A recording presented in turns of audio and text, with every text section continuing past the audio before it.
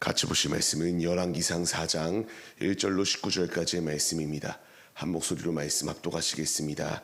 솔로몬 왕이 온 이스라엘의 왕이 되었고 그의 신하들은 이러하니라. 사독의 아들 아사리아는 제사장이요, 시사의 아들 엘리호렙과 아이야는 서기관이요, 아일루스의 아들 여호사밧은 사관이요, 여호야다의 아들 브나야는 군사령관이요, 사독과 아비아달은 제사장이요, 나단의 아들 아사리아는 지방관장의 두령이요, 나단의 아들 사붓은 제사장이니 왕의 벗이요, 아이살은 국내 내신이요, 압다의 아들 아도니람은 노동 감독관이더라.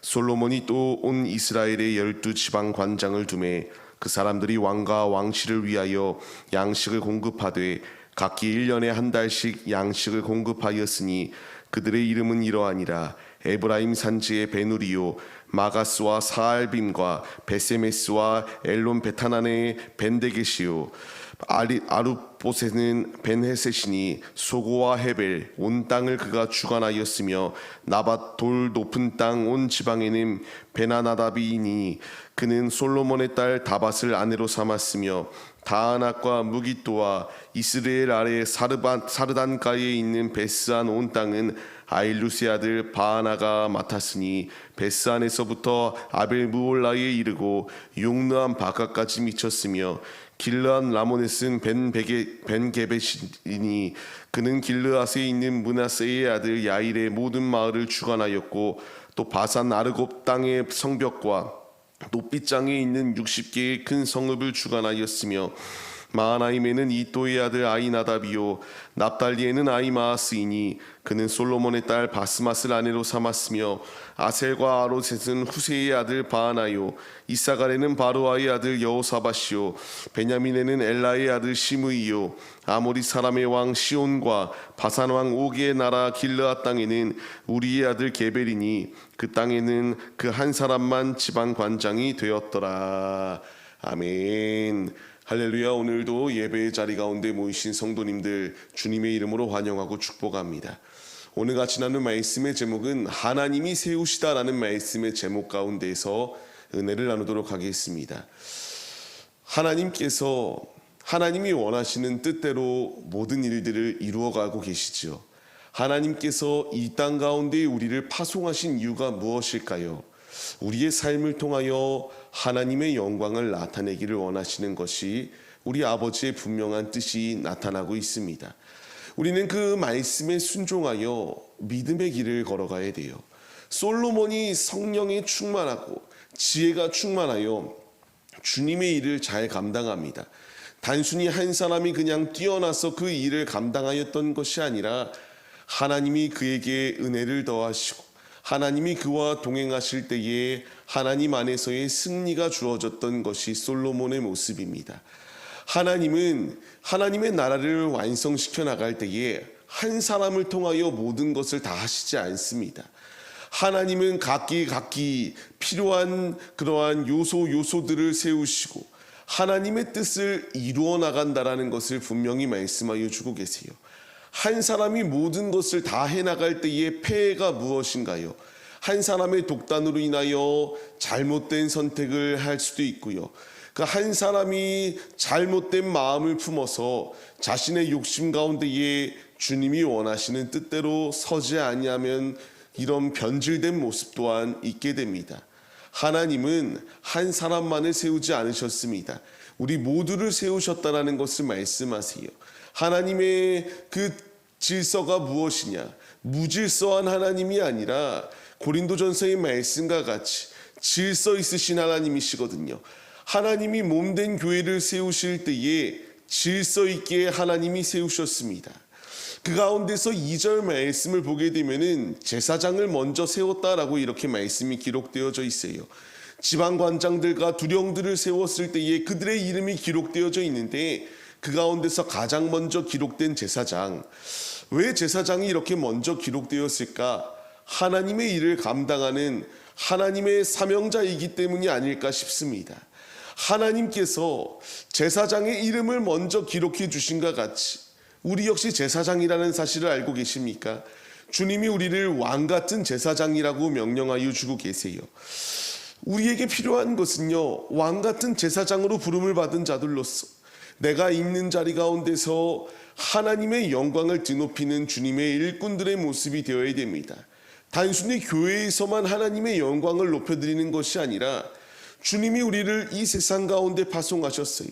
우리를 파송하신 분명한 이유는 우리의 삶을 통하여 하나님의 살아계심을 나타내는 주님의 도구들이 되기 위하여 우리를 왕같은 제사장으로 파송하셨다는 것입니다.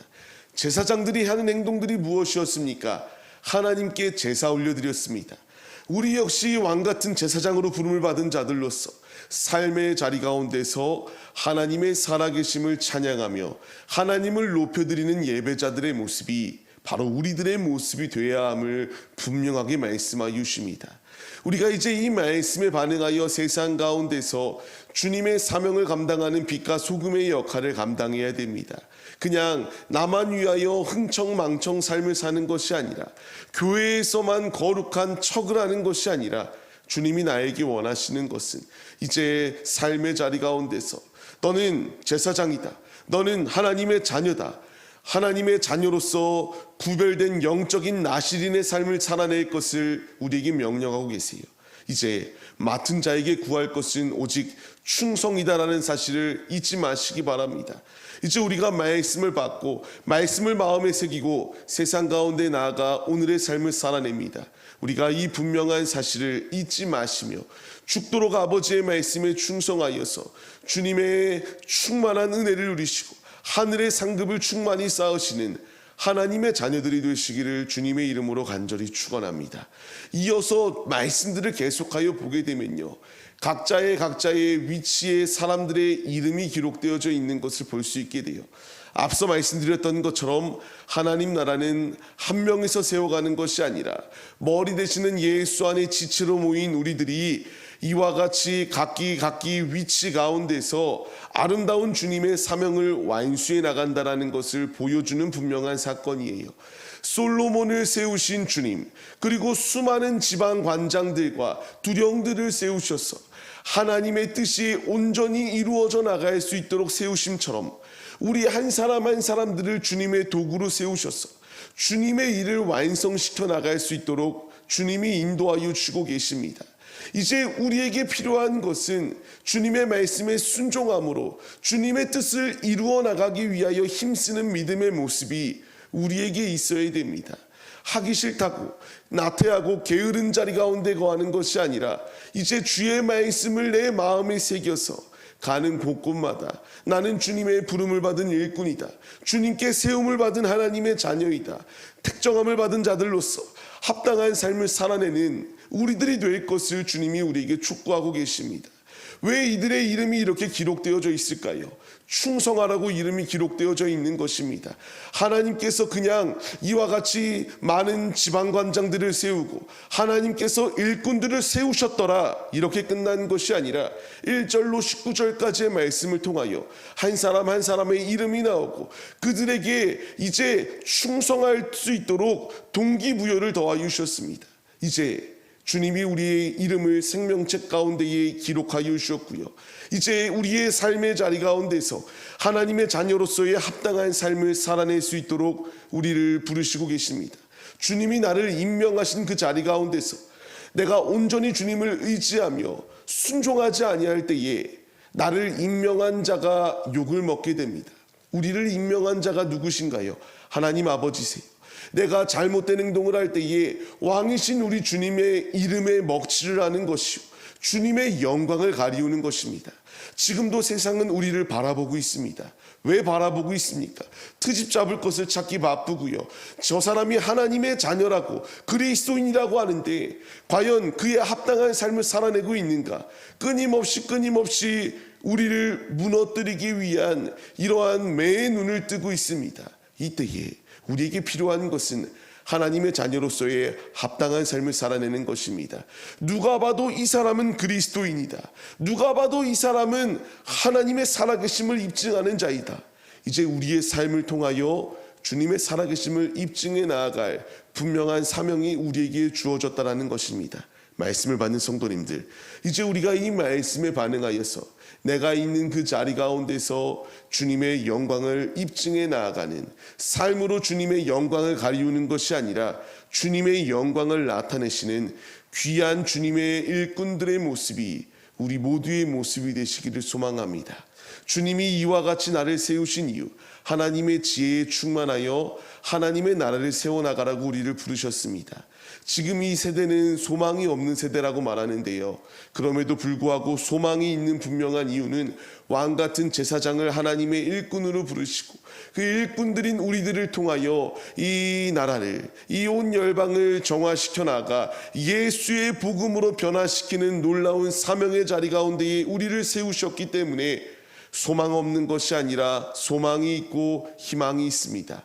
이제 우리가 이 사명을 부여받은 자들이라는 사실을 잊지 마시며 매 순간순간마다 예수로 무장하시고 주님이 주시는 지혜로 무장하여서 어느 자리를 가든 나의 삶을 통하여 주님의 살아계심을 나타내는 신실한 믿음의 자녀들의 모습이 우리 모두의 모습이 되시기를 주님의 이름으로 간절히 축원합니다.